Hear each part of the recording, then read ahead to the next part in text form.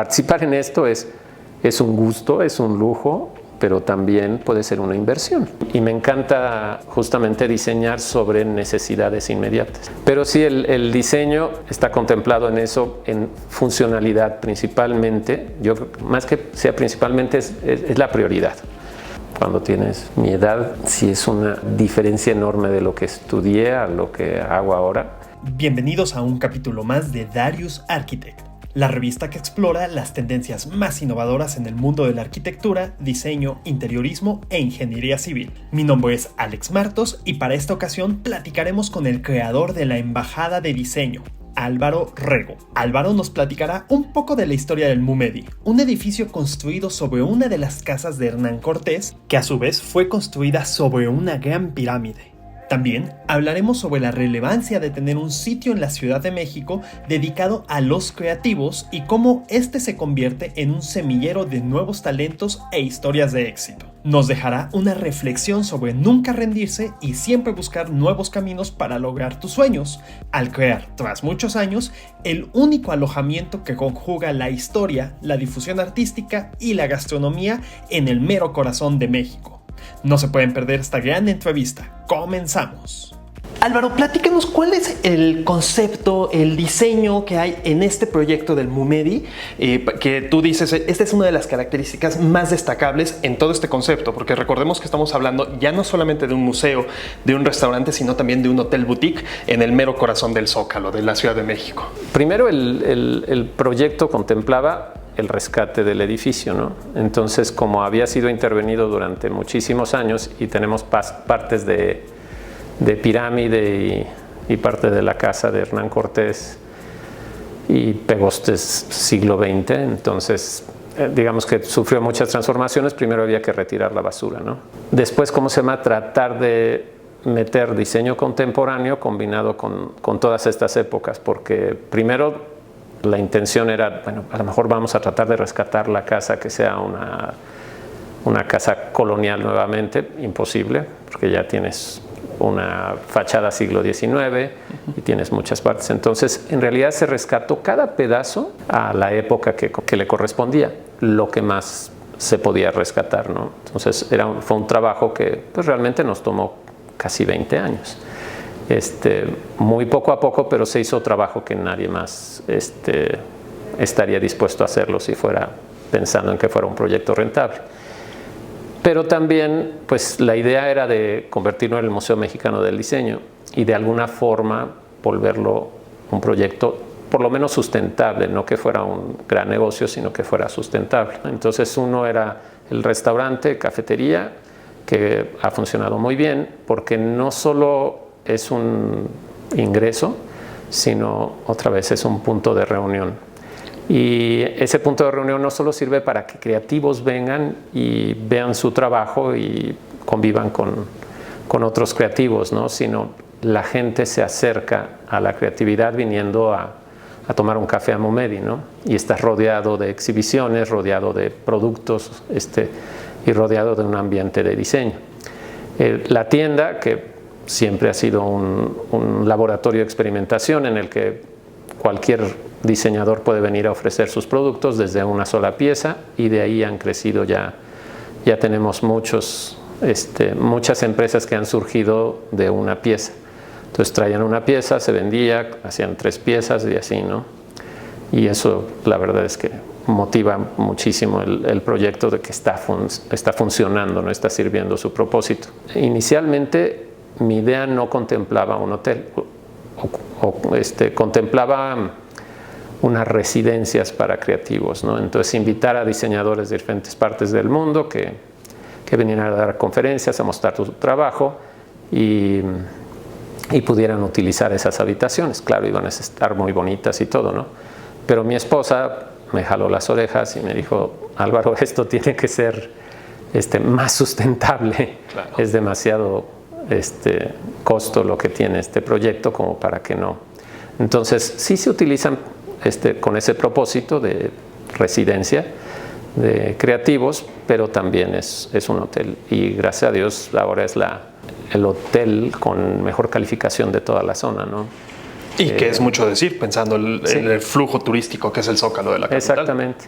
Y la gran diferencia que tenemos en cuestión de diseño, yo creo que justamente es eso, tratar de combinar todas esas épocas y combinarlos con diseño contemporáneo, pero siempre basado en funcionalidad.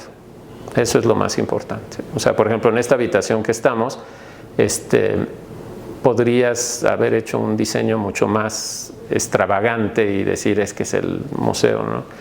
Tuvimos, la verdad es que una tormenta de ideas en un principio de cómo iba a ser el hotel, y como contamos con todos los muebles antiguos, bueno, contábamos con todos los muebles antiguos propios de la casa, pues en un principio se pensó en hacerlo así, ¿no?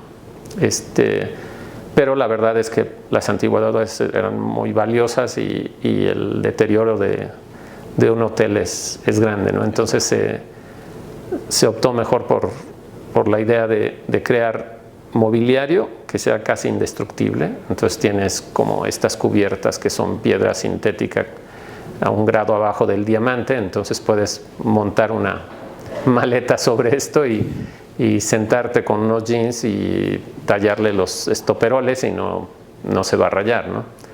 Pero tratarlo de hacer que fuera la mejor experiencia con el mejor diseño, pero siempre todo funcional, ¿no? Detalles como la inclinación de la cabecera, ¿no?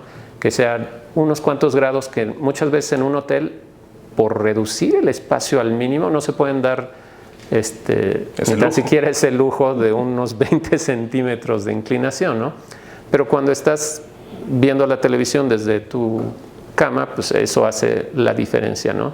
Poner los apagadores a los lados, a ambos lados de la cama, y donde puedes controlar toda la iluminación, también es un detalle que lo vuelve muy cómodo. O sea, la verdad es que hemos tenido la oportunidad de viajar mucho y en hoteles pequeños como nos gusta, con buena ubicación y con buen diseño, y en muchos pues sí encontrabas algunas cosas que decías quiero imitarlas, ¿no? Pero en general lo que encontrábamos es cosas que quieres evadir. Pero justamente de esos detalles de que de repente decías, a ver, sí, este hotel está maravilloso, tiene un iPad en el buró, pero no puedes controlar nada que no sea con el iPad y solo está de un lado. Entonces la otra persona le tiene que pedir, oye, me prendes, me apagas la luz. O sea, aparte llegando, cámbiale el idioma si es que estás en otro país y toda esa configuración. Sí, esta habitación tiene la iluminación de Hue de Philips, y estaba contemplado en un principio que cada usuario, cada cliente, cada huésped le enseñaras cómo utilizarlo y que tuvieras una app donde puedes controlar todo, porque hay muchas cosas, ¿no?, que se pueden hacer con el aire acondicionado. También se puede, de Mitsubishi, que también se puede controlar. Hay muchas cosillas, pero a final de cuentas resultaba que le tenías que decir al cliente, vénganse un día más a hospedarse para que le demos el curso de inducción. El propedéutico. Exacto. Para que aprenda a utilizar todo lo que tiene en la habitación y ya después disfrute de su vacación. Entonces sí tenemos algunos huéspedes que son muy techis y de repente sí, por ejemplo, ahorita traté de cambiar estas y el último huésped se nota que le movió a todo y entonces desconfiguró todo en esta habitación. Entonces constantemente hay que regresar a corregir lo que pueda haber hecho un cliente con esto, ¿no?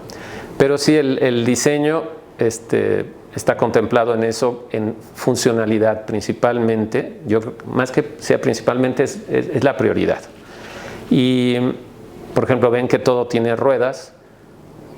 Siempre, hasta en el hotel más exclusivo que me he quedado, ves abajo de la cama y hay dust bunnies, o sea, hay polvo por todos lados, el cargador olvidado, un calcetín, 500 cosas por ahí, porque no pueden hacer la limpieza correctamente en una limpieza rápida, ¿no? En cambio aquí se mueve todo, eso lo vuelve mucho más higiénico para todos, ¿no?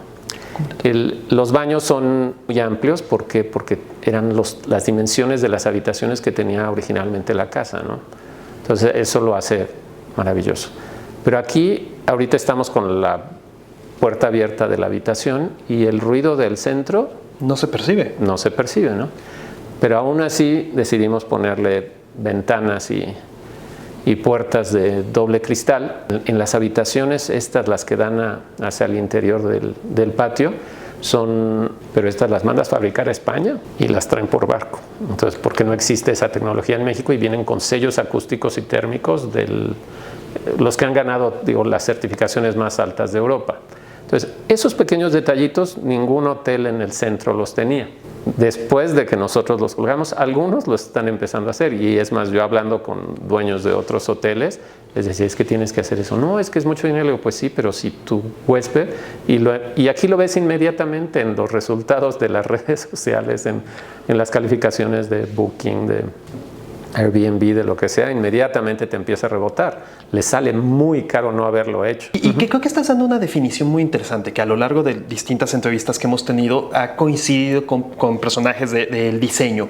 Y es que una de las cuestiones más importantes es ponerte en el lugar del usuario. Total. Empezar a tener ese tipo de, no quiero decir la palabra ansiedad, porque ahora con la película de Intensamente tal vez puede tergiversarse un poco, pero sí es esa ansiedad a prevenir, a decir qué cosa podría salir mal y qué puedo diseñar previamente para que esto no acontezca.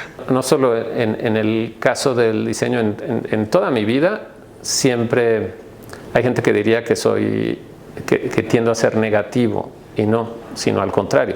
Soy una persona muy positiva, pero siempre estoy pensando en la peor situación. O sea, cualquier proyecto que voy a hacer, pienso en el peor resultado, y si no estoy de acuerdo con ese resultado, o sea, no puedo vivir con ello, entonces no lo debo de hacer. Es como mi esposa y yo no tuvimos hijos, ¿no? Porque realmente nos poníamos a ver qué es lo que puede salir mal, son tantas cosas, y nuestra decisión fue no tenerlos. Pero en cuestión de diseño, pues a fuerzas tienes que pensar en cada proyecto cuál sería la peor circunstancia y poderla resolver, ¿no? Y me encanta justamente diseñar sobre necesidades inmediatas.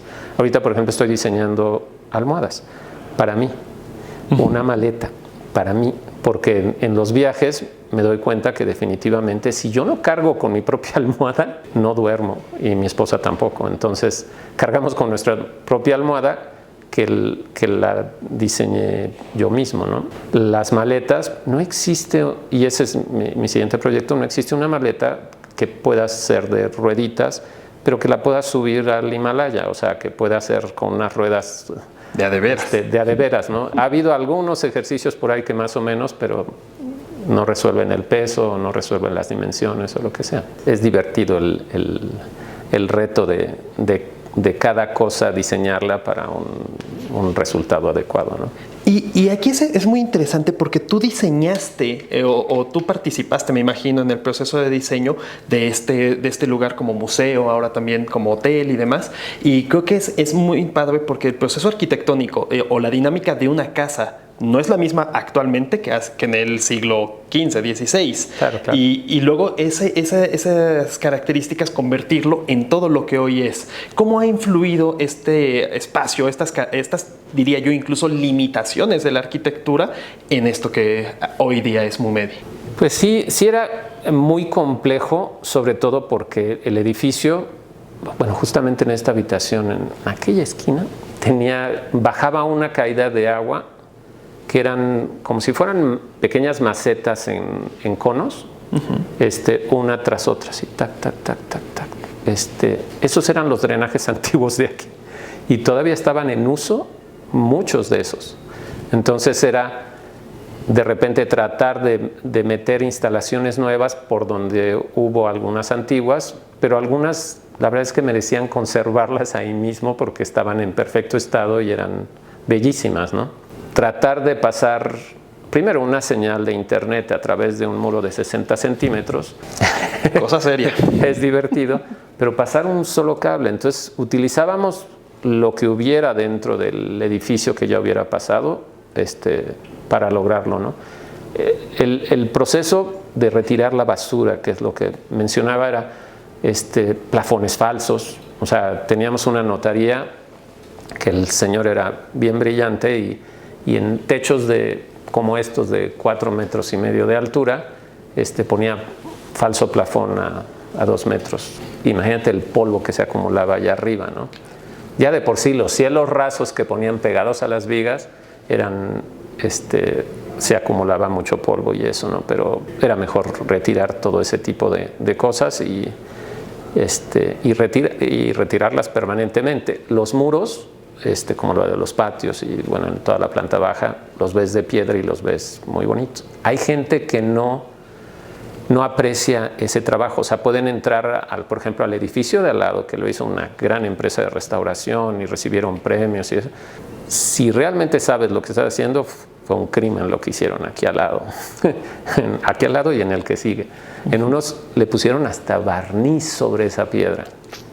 Nosotros lo que hicimos es retirar toda la cal y la arena de los muros y la volvimos a utilizar para rellenar las grietas del propio edificio, utilizando su propio material original.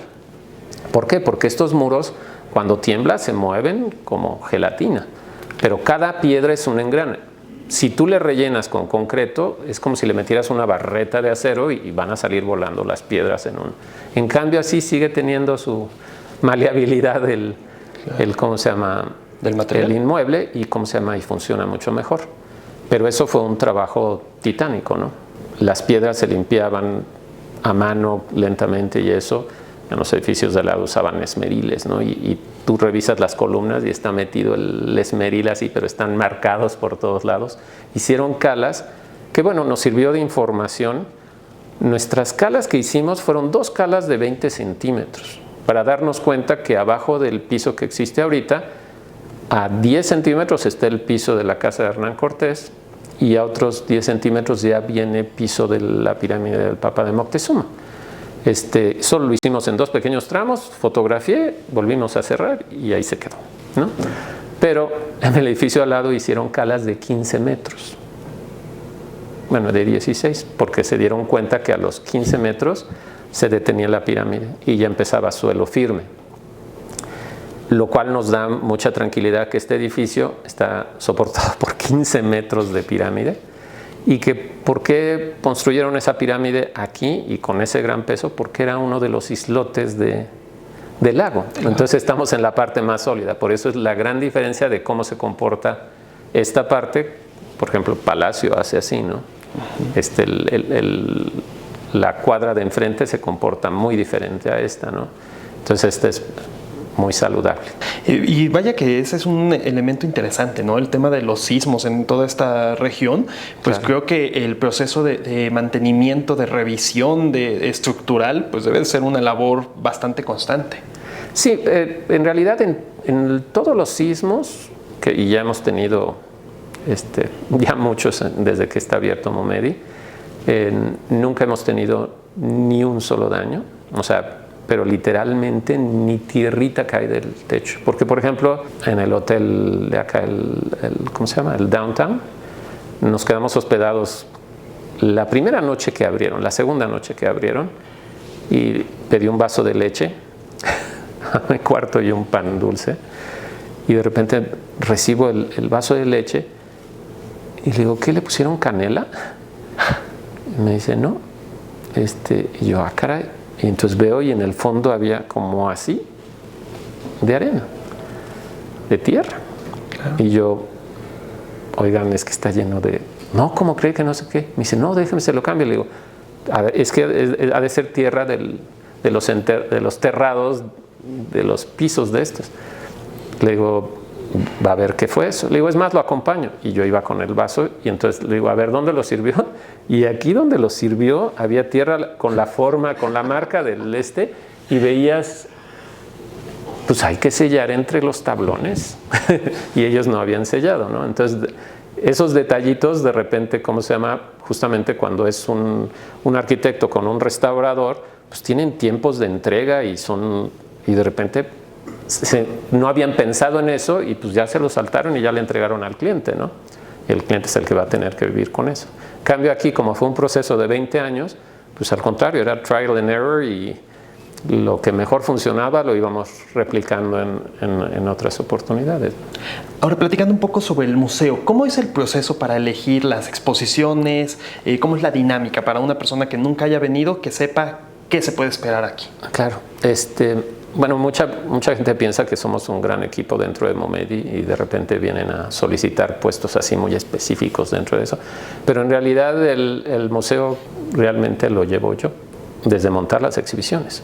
A mí me puedes ver montando las exhibiciones y eso, y sí, de repente me ayudan algunos empleados de otras áreas, la persona de mantenimiento, a veces algunos amigos exteriores y eso, pero somos un equipo mínimo, que es lo que lo vuelve sustentable.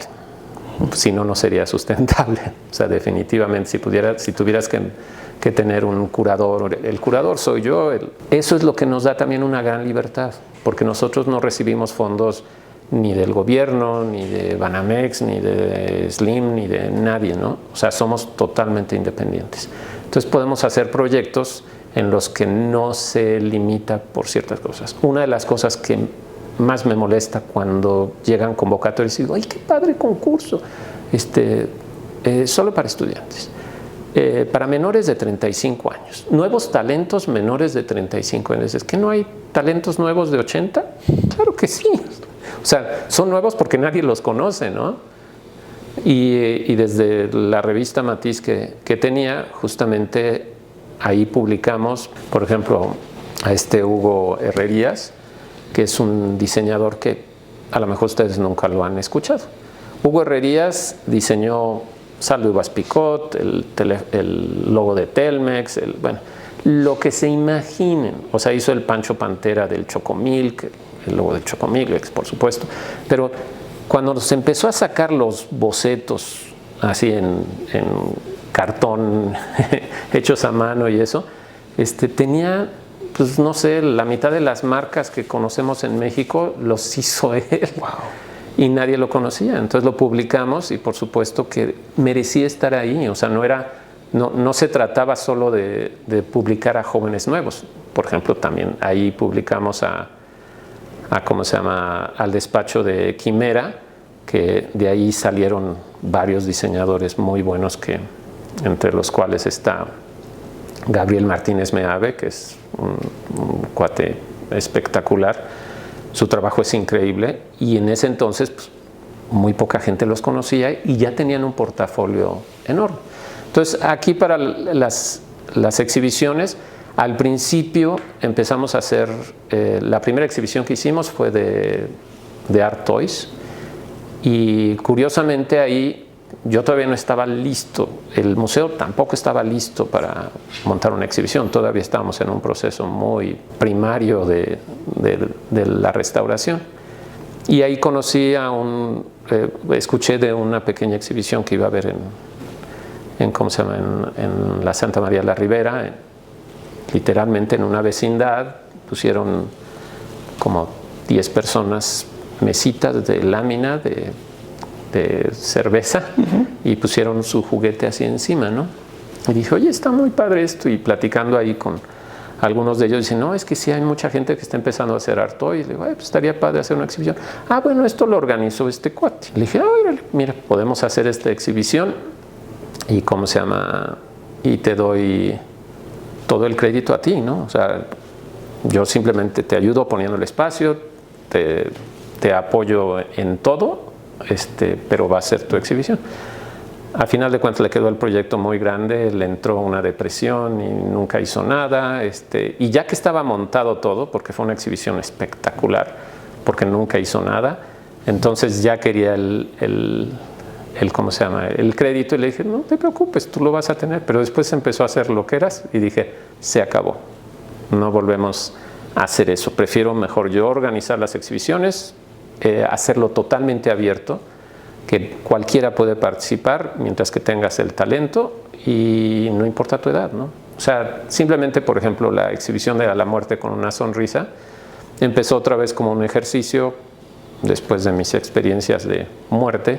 Dije, está interesante ver qué otros puntos de vista existen en el mundo de esto, ¿no? Entonces invité a 40 amigos nacionales y extranjeros, hicieron cada uno un cartel y los colocamos en el restaurante y todo el mundo los quería comprar, todo el mundo quería saber más de ese proyecto. Entonces dije, bueno, pues para el siguiente lo hacemos abierto. Y así fue creciendo cada 2 años esa exhibición hasta que ahorita tenemos ya una colección más de 5,000 carteles. En la última edición llegaron más de 20,000 carteles de 172 países. O sea, casi todo el planeta participó, ¿no? Pero también ahí la persona de mayor edad que ha participado ahí, ahorita de tener como 88 años, y el más joven 16, a pesar de que estaba prohibido. Porque fue uno de los ganadores de uno de los premios, estaba a nombre de su hermano, que sí era mayor, pero confesó ahí que no, que el diseñador era él. Y yo, bueno, mientras que estuviera a nombre de una persona de 18 años para que pudiera firmar los papeles. Pero esas limitantes, con la libertad de ser dueño, director y el curador de cada exhibición, podemos abrirlo a todo mundo y nunca tenemos limitantes de nada. Claro, y que definitivamente creo que es un elemento pues, muy importante, ¿no? Porque ya de esa manera pues tú estás vigilando cada una de las partes de los procesos, pero por supuesto eso implica una cantidad de trabajo importante. Sí, definitivamente es mucho trabajo, pero mientras que lo disfrutes, no se siente tanto. Exacto. Sí. Entonces por eso es bien importante escoger lo que vas a hacer en la vida, porque lo vas a hacer durante mucho tiempo. Y eso para los jóvenes que están estudiando es una reflexión bien importante, realmente sentarse a meditar, a rezarle a quien sea necesario, ir al veterinario, a lo que sea, pero que realmente reflexionen si eso que están haciendo ahorita es lo que quieren seguir haciendo durante mucho tiempo. Sí, porque he visto a tanta gente que cambia de profesión, que no está mal. O sea, es mejor cambiar en cualquier momento que seguir haciendo algo que odias, ¿no? ¿Cuál es la implicación más representativa del diseño interior para el desempeño de la experiencia de los usuarios? Tanto aquí en la parte de boutique, como por supuesto en la parte del museo, del restaurante. ¿Cuáles son esas cosas que dices, es que estos elementos son los que hacen que la experiencia sea completamente diferente? Por supuesto, es una combinación de un diseño que te brinda confort, un diseño estético que sea agradable y que sea aparte saludable, porque tratábamos de buscar también que no hubiera emisiones de BOC dentro de las habitaciones, entonces hasta la pintura es especial, todos los acabados tienen que ver también con eso. Yo creo que son muchos elementos, pero algo así en particular es otra vez donde convive lo antiguo con lo moderno, con el buen diseño, y que cuando tú te quedas aquí te vas a llevar no solo una experiencia de un buen hotel, sino sin darte cuenta vas a ver buen diseño, ¿no? Entonces, todo es ergonómico, todo es súper funcional, porque en muchos lugares de repente te sientas y la altura de la mesa no es adecuada, o si es adecuada, la silla que le pusieron no era adecuada para esa silla, ¿no? Pusimos también un sistema de producción de agua, de humedad del aire en la azotea, y en cada habitación tenemos un expendedor. Uno de los proyectos también muy importantes del museo es de qué está hecho Momedi, y es donde puedes enterarte, y está en el sitio de internet y todo, qué es este material, qué es esta madera, qué son estas ruedas, qué marca son, los refrigeradores que son suecos, las cajas de seguridad, la iluminación de Hue, los colchones, por ejemplo, son colchones súper especiales, y en cada habitación hay diferentes colchones. Por ejemplo, el de la Suite 5 es un colchón hecho a mano, hecho con seda y cashmere y lo firma el que lo hizo, ¿no? Wow. Entonces es un colchón que vale, no sé, 200,000 pesos o no sé qué, una cosa así, que normalmente, o sea, no es que nosotros compramos un colchón de esos, sino logré hacer los intercambios con todas estas empresas para poderle brindar al huésped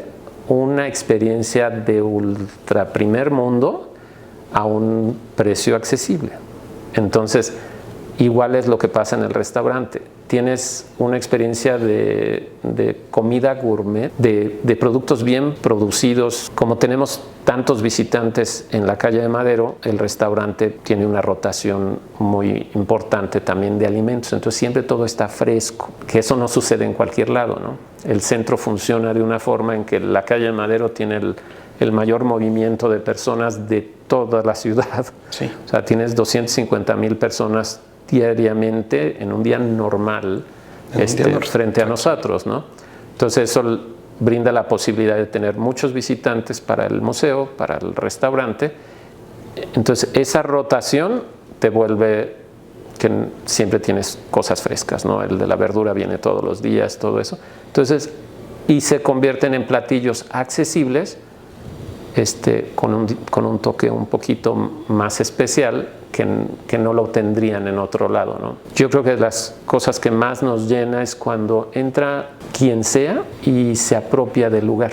O sea, que entra un señor de clase media con su familia y empieza a explicarles el lugar. No, es que aquí es un museo de diseño y acá pero está dando un tour que ya lo quisiera dar yo.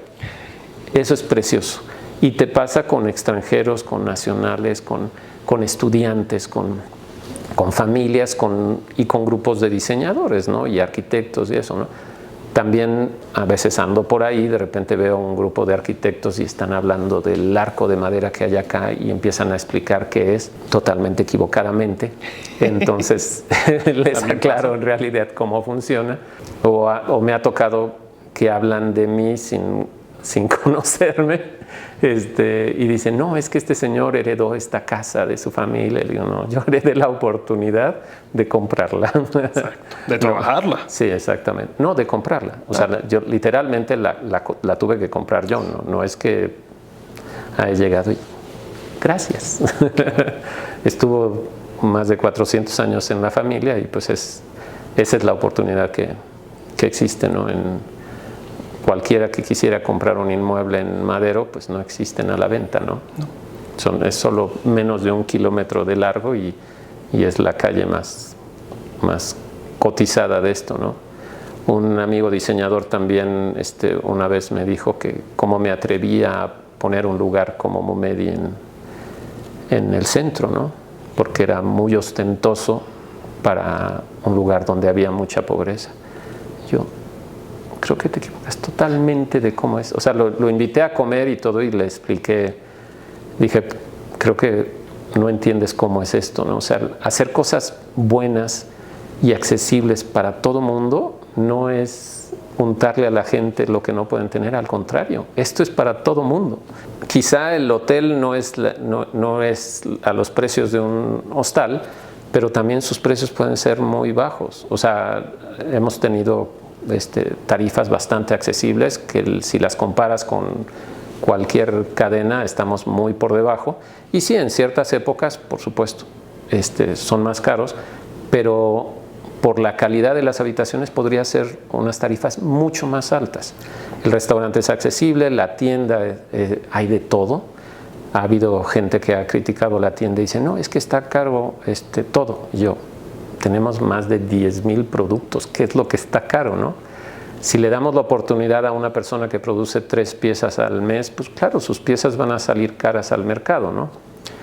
Pero también hay gente que decía, bueno, si es el Museo Mexicano del Diseño, ¿por qué la tienda tiene productos chinos, alemanes, americanos, de todos lados? Le digo, porque sí, al principio pensamos en poner puro producto mexicano, pero ¿qué es lo que pasaba?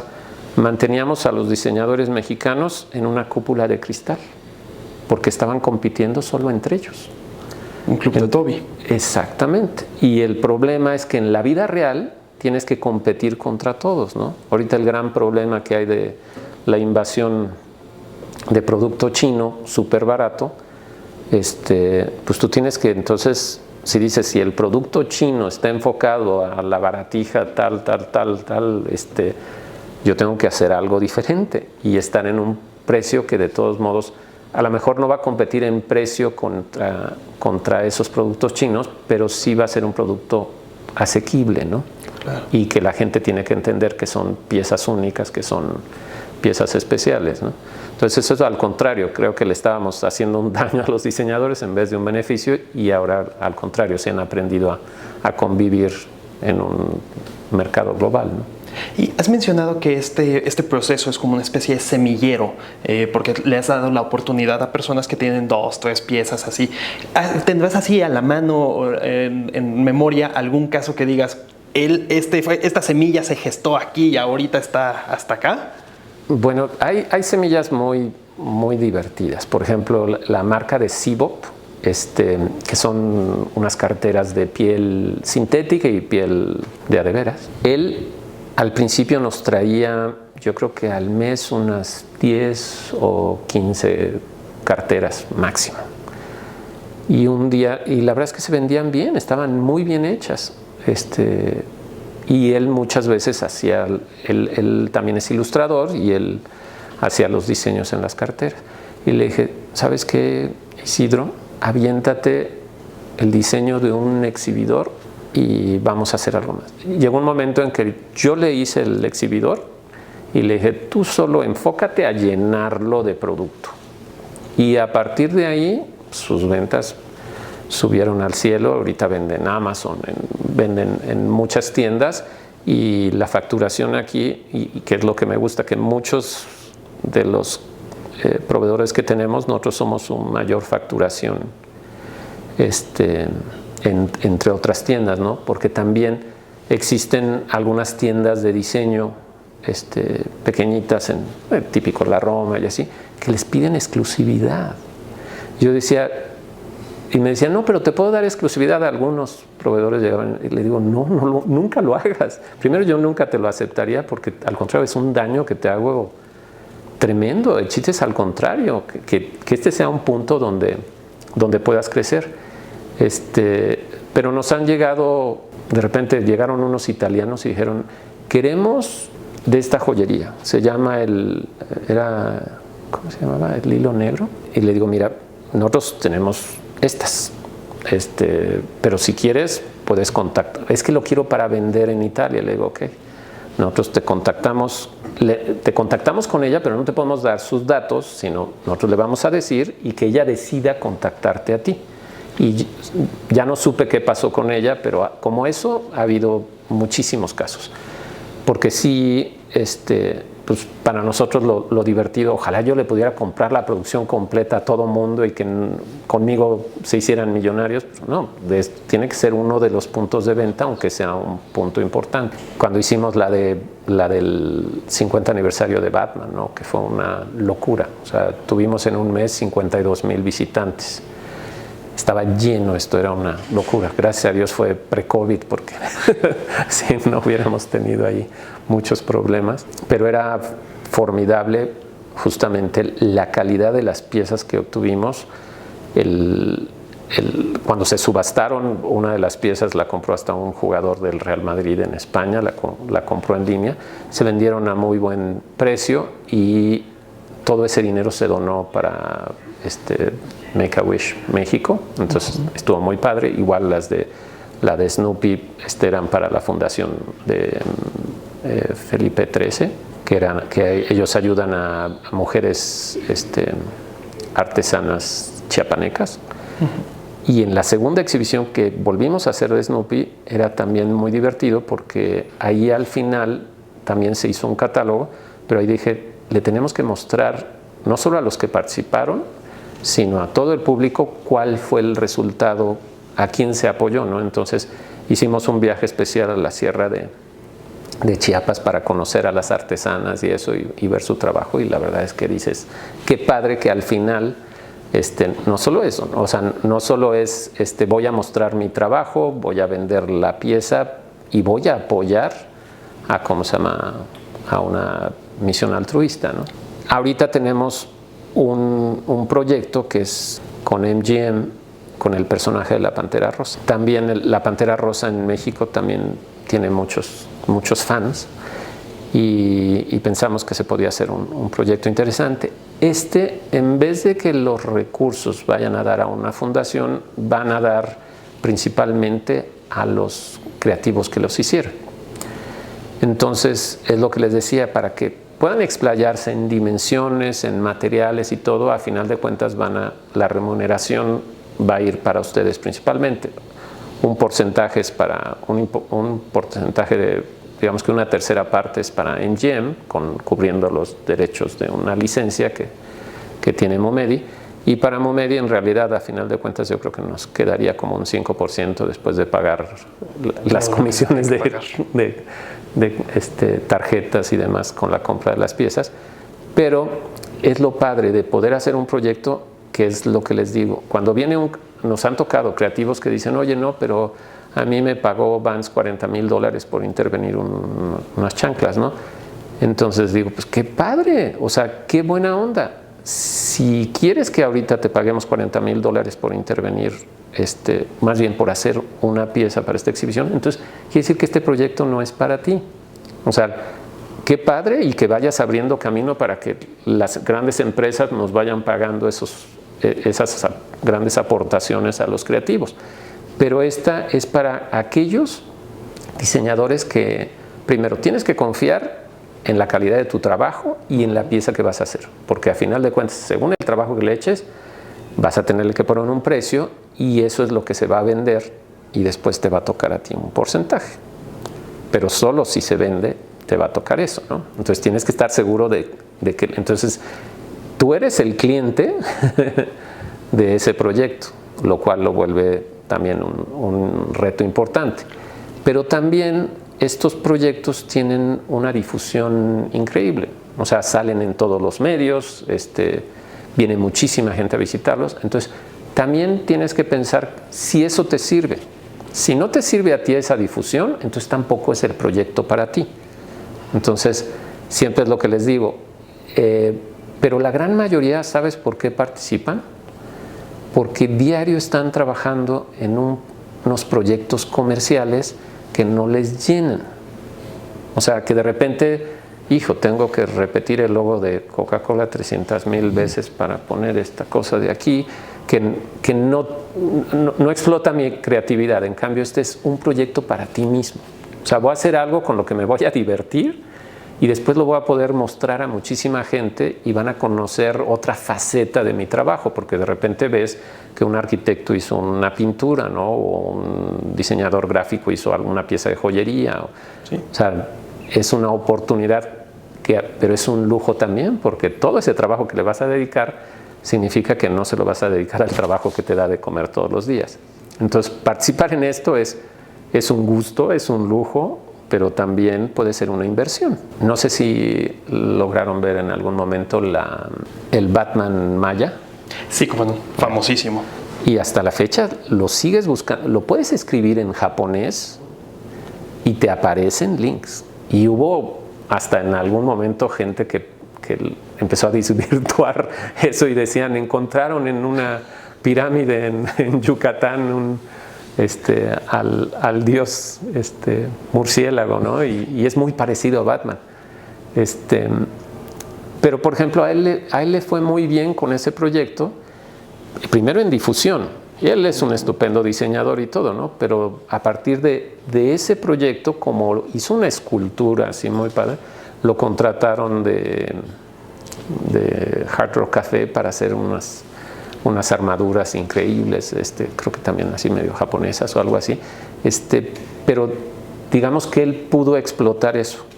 Y así cuando vienen y me cuentan algunos de ellos, oye, no, es que la verdad es que me fue súper bien, conocieron mi trabajo y me pidieron que hiciera otras ilustraciones, que hiciera tal cosa, ¿no?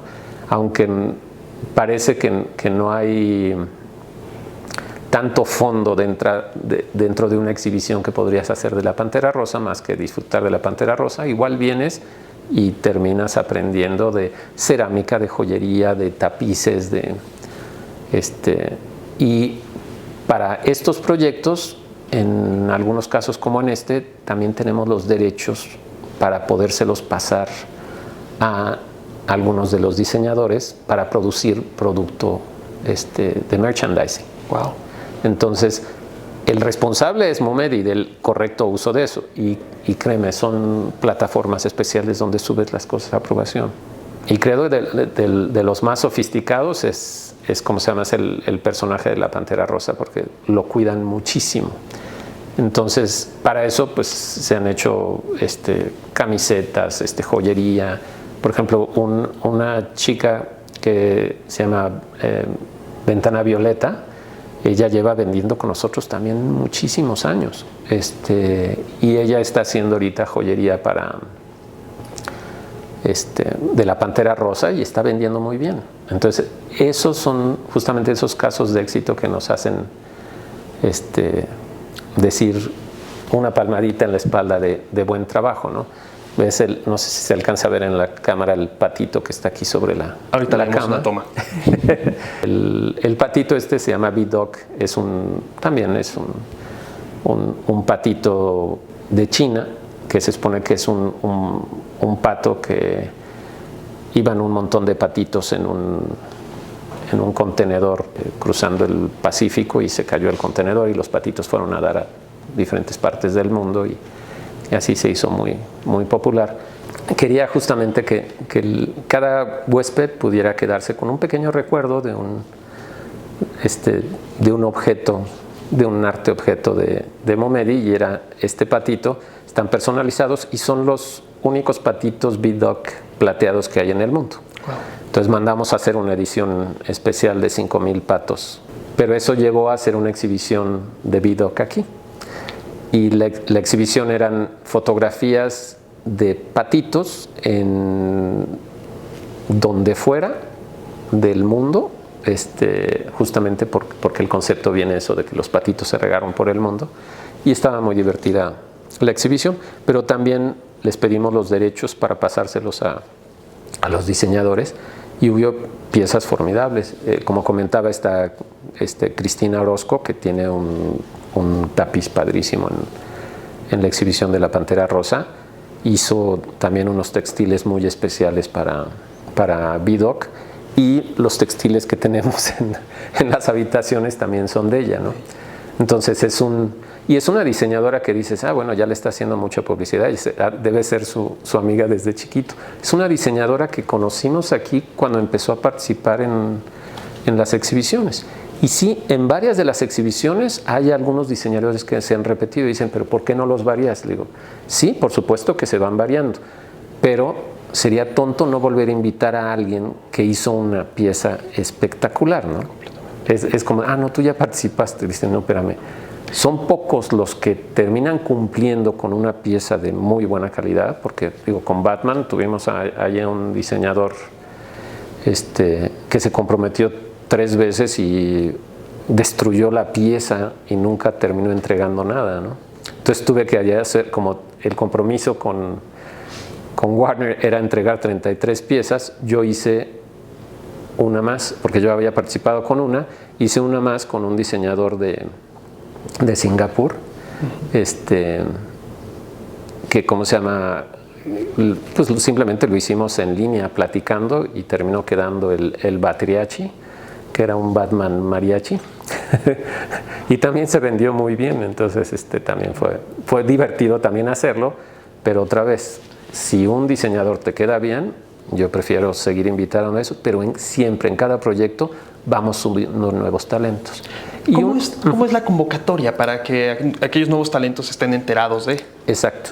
A cada persona que invito le digo, dime a quién más invito. Entonces empiezas a hacer una pirámide que se va extendiendo enormemente. Pero una cosa que justamente siempre le digo a todo diseñador y a todo estudiante es: acérquense. O sea, Cristian Pacheco es uno de ellos. Él me habló y me dijo, yo soy un diseñador de aquí de Mérida y voy a ir a la Ciudad de México a visitar a unos amigos y me gustaría enseñarte mi portafolio. Así es como lo conocí. O sea, literalmente esa es la forma en que te abres las puertas. O sea, ¿ustedes creen que todos los proyectos que han llegado a Momedio han estado sentado en mi escritorio así a ver si suena el teléfono? Sí, a veces sí. Pero la mayoría es de, hola, les puedo ofrecer tal y tal. oye, está padrísimo, coincide con nuestros proyectos de mercadotecnia, que vamos a hacer algo, ¿no? O sea, con Philips, no conocía a nadie de Philips. Y ¿cómo se llama? Pues llegué a tocar la puerta y decir, oigan, les puedo ofrecer estos. Va padrísimo con lo que queremos hacer, vamos a hacerlo. Me encanta. Creo que las mamás mexicanas siempre dicen eso, que el no ya lo tienes. Sí. Entonces, lánzate por el sí, toca la puerta. Totalmente. Qué padre. Oye, platícanos cuáles son los proyectos a futuro que tienen ahorita prospectados. Pues algunos son confidenciales todavía, pero digamos, retomar otra vez la exhibición de La muerte con una sonrisa, porque en la pandemia la perdimos. Perdimos la continuidad, que es un proyecto que, otra vez por la experiencia personal, es muy valioso. Y pues ya esa exhibición ya ha estado en Finlandia, en España, en China, en Estados Unidos.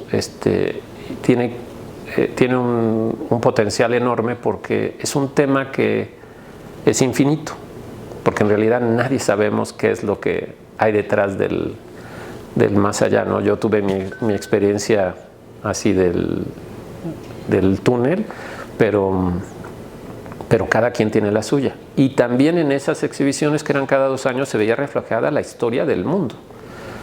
Por supuesto, en esta nueva edición seguramente va a haber COVID, va a haber guerra de Ucrania, va a haber... Aunque les pedimos que se trataran de quedar fuera de política, o sea, no queremos que haya...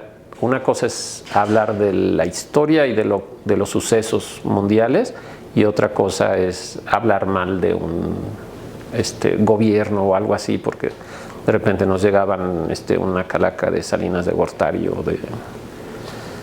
de cualquiera de nuestros políticos, y pues se quedaba fuera y después se ofendía a la gente, ¿no? Con Snoopy, una chica de las que intervino mandó a un niño, o sea, disfrazado Snoopy de un uniforme de escuela pública, con una pancarta exigiendo educación de buena calidad. Entonces, esos proyectos no estamos para políticas en nuestra fachada, nosotros nos quedamos totalmente fuera de eso, ¿no? Pero lo vuelve sumamente rico ese tipo de proyectos en los que participan 172 países. Yo creo que son pocos concursos en el mundo que tienen esa posibilidad, y ese tema lo da. Tenemos proyectos con China, con Austria, con Italia, que hemos hecho ya otros proyectos con ellos, pero justamente se van repitiendo. Hay un proyecto que, como tuvo tanto éxito la exhibición esta de La Pantera Rosa, quieren que lo reproduzcamos en Latinoamérica. Allí otra vez hemos tenido muy buena experiencia con la revista Matiz en el pasado, aunque di cerca de 400 conferencias en todo el mundo, y poder tener justamente la visión de diseñadores, bueno, de creativos, porque antes hablábamos mucho de diseño, ahora creo que hablamos más de creatividad, porque si alguien es un ejemplo de que aunque hayas estudiado una cosa, puedes hacer otras. Yo estudié diseño gráfico, pero he hecho diseño de joyería, me encanta la fotografía, hago diseño arquitectónico, diseño industrial. Y creo que los más celosos son los arquitectos, de cuando dices que haces arquitectura. Y yo, pues sí, ahorita estoy haciendo una casa en la costa y yo no me meto en las partes estructurales. Pero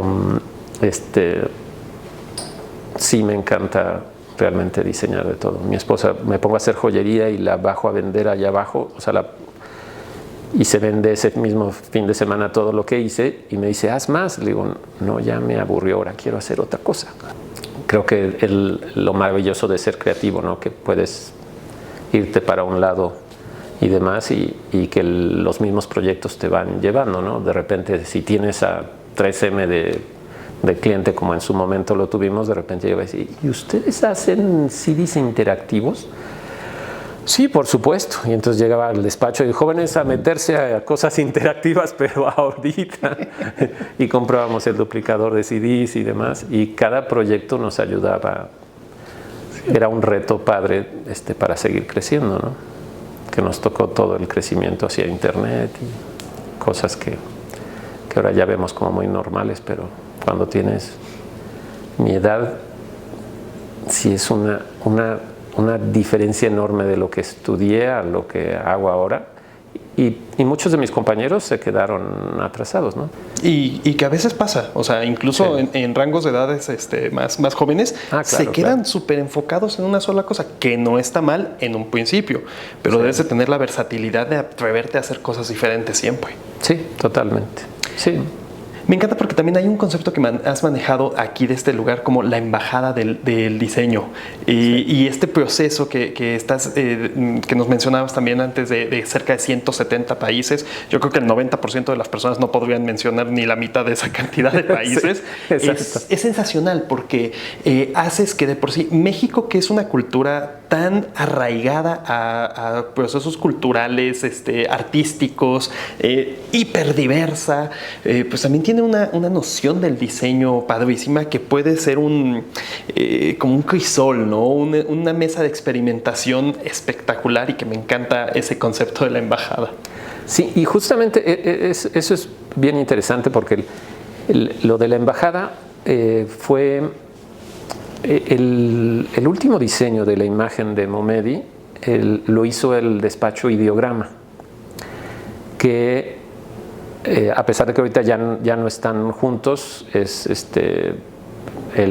uno de los dueños es mi primo, que yo no sabía que era mi primo, Juan Carlos Fernández, que ahora él está en Canadá y también es un estupendo diseñador, pero a él lo conocí dando unas conferencias en Tampico. Nos vimos en conferencias, creo que en China, bueno, en diferentes cosas, y me dice, es que tú eres como un embajador del diseño. Y llegó un momento en que me dijo, Álvaro, es que de repente tú ya no tienes tiempo de hacer todo. ¿Qué tal si hacemos la imagen de, ¿cómo se llama?, la nueva imagen de Momedi en, ¿cómo se llama?, en Ideograma? Le dije, vale, vamos a hacerlo. Y el concepto de hacerlo, de llamarlo embajada del diseño, era lo correcto, porque a final de cuentas Momedi es en sí el museo, pero pues tiene las otras unidades, ¿no? Entonces también estaba el concepto de a lo mejor que el hotel se llamara diferente. Como esta propiedad era antes Plateros número 1 en vez de Madero 74, también cuando iban a hacer las habitaciones antiguas, bueno, con los muebles antiguos se contempló ese nombre, pero aquí definitivamente mejor es la embajada y tiene sus diferentes unidades. Y la verdad es que hicieron un trabajo formidable y es padre porque cuando llevamos, por ejemplo, la exhibición de la muerte a ¿cómo se llama?, a Austria, fue con un grupo en el que he estado participando ya en muchas de sus reuniones, que es un grupo organizado por ICOD, que es una de las asociaciones de diseño más grandes del mundo, que antes era ITSA, ITSA es de Estados Unidos, era ICOGRADA, que era más de diseño, era diseño gráfico, y de repente ya se amplió otra vez a todo lo de creatividad, y hacen reuniones en las que invitan a las ciudades de diseño del mundo, de la UNESCO, a museos, a escuelas, o sea, y en serio que es una creatividad que es padrísimo llegar así, te sientes como esponja obteniendo información de todos ellos y cada uno llega con proyectos en los que puedes participar con otros, ¿no? Entonces nos han ayudado a llevar exhibiciones a otros lados y por eso sí se quedó la embajada del diseño. Y están los taquitos de la embajada en el restaurante y yo siempre digo, ¿me traes unos taquitos del embajador? Porque me los apropié un poquito yo. De verdad, muchas gracias por esta charla. Creo que es una entrevista súper interesante. Definitivamente a todos los que están viendo este video, pues cuando vengan a Momedi no dejen de visitar el Zócalo. Creo que es fabuloso este espacio. Definitivamente has demostrado que cada visita a este lugar pues tiene una experiencia nueva, diferente. Cada espacio está pensado de una manera especial. Y bueno, la gran enseñanza, creo, también se puede destacar de esto, es de que en el diseño tienes que ponerte en el lugar para quien estás diseñando, y este lugar es una embajada de ese pensamiento. Muchísimas gracias. Aquí los esperamos. Muchísimas gracias, Álvaro. Este espacio llega a ti a través de Darius Architect, la revista que explora las tendencias más innovadoras en el mundo de la arquitectura, diseño, interiorismo e ingeniería civil. Si llegaste hasta aquí, no olvides compartir este podcast y seguirnos en todas nuestras redes sociales.